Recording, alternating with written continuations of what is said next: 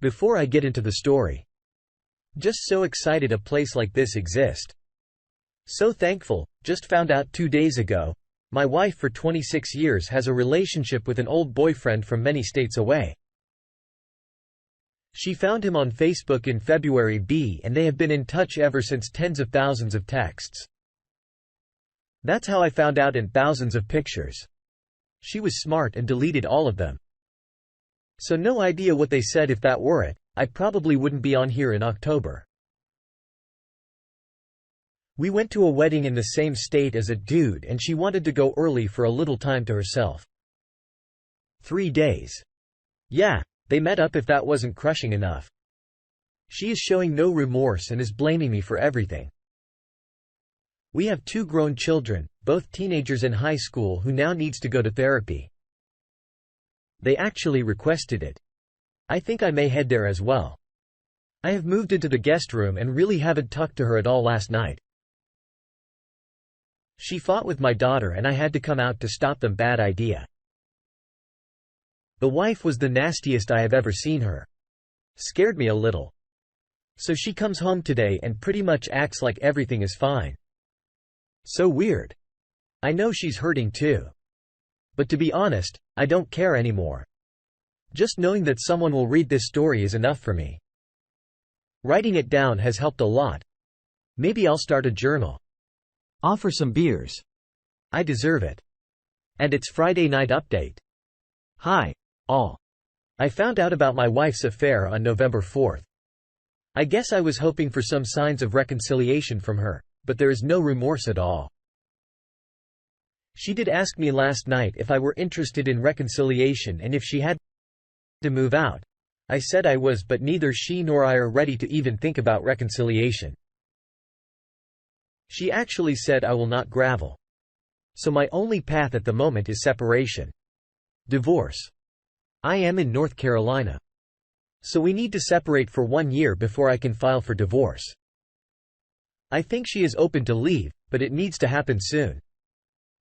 And after the conversation last night about her lack of remorse and that she will not gravel, she needs to go as soon as possible. I have one last consult with an attorney today, and then I will put one on retainer and have a letter sent to her that I'm aware of the affair and she must leave the house about the affair. I found out she has been texting and sending pictures to an ex-boyfriend since February who lives 10 hours away. 30,000 plus text and 1,500 plus pictures sent between them. We had a wedding to go to in the town where he lives and she wanted to go early for a few days by herself. She still says she never met with him, but come on. No one is that dumb? One of my attorneys said we have what we need as far as proving inclination and opportunity when it comes to alimony, which I want to be 0. She is showing no remorse at all. I have been practicing the 180 gray rock with her, and if she brings up anything related to separation, divorce, I'll tell her that is why we have attorneys. So I guess today I really start the journey, not looking forward to it, but at least I know my destination back in 2013. I was transferred from sunny San Diego to Camp Lejeune, North Carolina.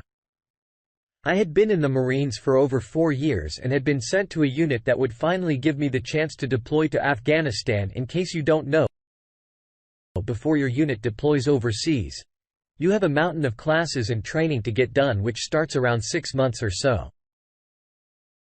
Prior to the date, I had become close friends with Joe, who is my senior-most corporal. I was the only sergeant in my platoon and we hung out all the time outside of work. We would barbecue, go to the gym, have parties with the families, etc. Well, that fateful time comes and we get sent to the land of never-ending sand about 4 months in. I start to get a funny feeling that something was not right due to the lack of being able to talk to my wife on the phone or Facebook Messenger. I do have a special skill that I honed from sneaking past my Vietnam veteran father, who was very set in that bedtime meant bedtime and not raid the fridge for snacks. I am very quiet and you won't hear me coming unless I want you to. One day I came into our pay B, just a big container that housed around 8 people in it, and see my wife's face on the video chat of my best friend Joe, who didn't hear me until I shut the door. I played it off like nothing, and the rest of the deployment had moments just like this where I would see or hear them talking and just take notes from my revenge. Before things really got to me mentally, our time in the sandbox was coming to an end and we flew home. The homecoming was uneventful other than my 2-year-old not realizing who I was for a few minutes, then it was happiness all around.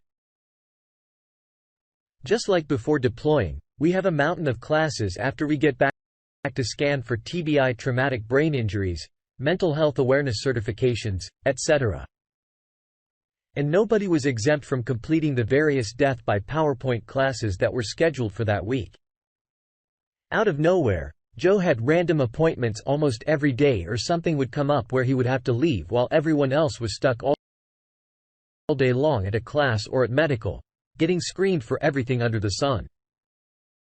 Do you ever have the feeling that your gut is telling you 100% that something is going on? But your brain is like, no, stop being paranoid. Well, that's what I was dealing with on a daily basis. I began to follow Joe a few days a week when he would leave work early or have to make a call, and sure enough, his call would be right outside my house every single time. When I finally confronted Joe, he denied it up and down. Like I was going crazy, and genuinely made me feel like I was offending him by the accusations. I quietly compiled the evidence and brought it all to the battalion sergeant major, who, if you don't know, is the top of the food chain under the battalion commander. After a week or so, I get called into the battalion commander's office to discuss his findings and to ask me what I want to happen. My answer is simple. I want his rank. Justice came swift and painful. Joe was awarded loss of rank forfeiture over half a month's pay for 2 months restriction and extra duties. Shortly after we came back to the States, Joel was promoted to sergeant, and in less than a month, his rank was gone. I heard from mutual friends that he left his wife to be with his new girlfriend, who is also pregnant with his 3rd son. And in case you're wondering, I was trying to stay with my wife for my son. But I found out that was a huge mistake. A few months after the dust settled, I was transferred back to San Diego to go on a cruise. And my wife and I were giving this our last shot. I went underway for 2 weeks, and guess where she flies to his house to have their last bit of time together after I found all of this out. I just lost any interest in being nice and making it work. I deployed on the ship and actually met my new wife there. We've been together ever since, and I have been much happier than when I was being mentally tortured by my ex. Moral of the story: don't screw your best friend's wife. I am still in shock and angry. So please excuse this if this post isn't clear. A couple months ago, I came home from work. I worked the night shift, and when I got into bed, I ended up laying on my fiancé's phone. When I picked it up, it lit up with a text message across it from an unknown number, and it read, "I can keep a secret," with the wink emoji. I unlocked the phone and saw it. That was the only message. So I decided to not say anything and made a mental note of it. A week later, the intimacy just dried up. Zero affection, zero sex. She was no longer initiating anything, and anytime I would initiate, she would act annoyed or just roll over like she just wanted to get it over with. I tried multiple times to get her to communicate and figure out what was wrong, but she played it off like nothing was wrong. So completely annoyed, frustrated, hurt, and feeling inadequate, I decided to not initiate any affection or intimacy to see how long it would be before she would make a move. Well, that proceeded for 3 weeks. Lying in bed next to her was the hardest thing, trying to understand what was going on and wondering what I did wrong to have this happen. I ended up trying to do more for the relationship, and it proved useless. She didn't even notice cleaning dishes, laundry, cleaning her car, and fixing her car dinner, trying to spend time together. I woke up yesterday and just had enough, aggravated and frustrated. I started avoiding her and just left for work without saying anything to her. She actually noticed that she tried calling and I ignored it. She sent text messages and I didn't answer. It was when she texted me later that night about how she got home from work and had a good day and she didn't call me on her way home because I didn't seem to have anything to do with her today. I replied back, "I guess we both share mutual feelings." Then this resulted in her calling me angry and I let it out that she has been completely distant and non-affectionate. She resulted in calling me a child and hung up and turned her phone off. I'm not going to lie. I was furious when I got home late that night. I went into the bedroom and saw she wasn't there. She had moved into the spare bedroom. I walked in and took her phone on the nightstand and her work phone and locked myself into the bathroom and went through her phone. I noticed a text exchange between her and her best friend where she was bashing me and making fun of me. I ended up texting her, "So glad you have been lying to me and I've wasted my time with you if you really feel that way." The next morning she woke me up mad. I took the keys to my car and truck, which resulted in an argument, and I just yelled out, "Do you even understand why I'm upset with you?" She replies, "Yes, because you found out I went on a date with my coworker." My mouth dropped and I said, "Wow, I had no idea of this." "So glad you told me." Now I got up and walked out and haven't been back to the house since I came into work to get my mind off of everything. She keeps trying to call and text me saying nothing happened. It was just a coffee date. I don't believe that my gut is telling me a lot more. I don't know what to do from here. My brain is in a fog and I'm not thinking clearly. I want to go scorched earth for context. My girlfriend is 23, almost 24, and is very, very pretty and very, very kind and social. She's the kind of girl that I've seen guys literally line up at bars to talk to. We've been dating for about 3 months and agreed to be exclusive after the first time we hooked up because we just connected, and I've known her for 5 years through family connections. I would say I'm very confident and we don't look weird together if you want an idea of my looks. But there's a big difference between the two of us. She's an absolute social butterfly who goes on trips to all different places, has childhood friends about a dozen that she still hangs out with on a daily basis, etc. I am not this kind of guy and never have been, but I'm trying to be less introverted, more social, etc. If only to understand her world and soul better. I know with a girl like this guy, friends and their past come with the territory. I don't care about body counts or the context of how she's hooked up with another guy. Don't care. I have had quite the experience myself and it doesn't change how I feel about her. So why would that impact her love for me? However, there are a few guys from her past that are not in her past that make me uncomfortable. The first guy is her best friend of 8 years. She was sleeping with him for 9 months on almost a daily basis. Prior to me asking her out on a date, never dating. And they both dated other people during this time. She broke things off with him before our first date. Something she wouldn't have bothered with if we didn't know each other previously. However, she still hangs out and snaps with him on a daily basis alone when we are not together.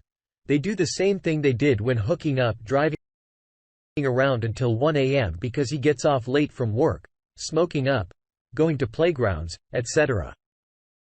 She shares her location with him. Not me, all that good stuff.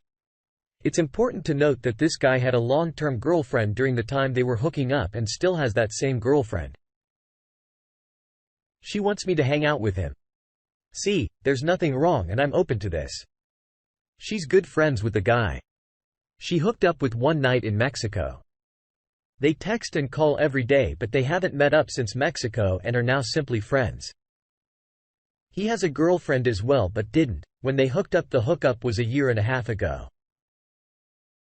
They haven't met up since, but they want to. Her ex-boyfriend has a group of about a dozen male and female friends that he introduced to her, and she remained friends with the group after they broke up. about 6 months before we started to date. She slept with the hot guy of this group that all the girls in the group have hooked up with while they were all on a snowboarding trip.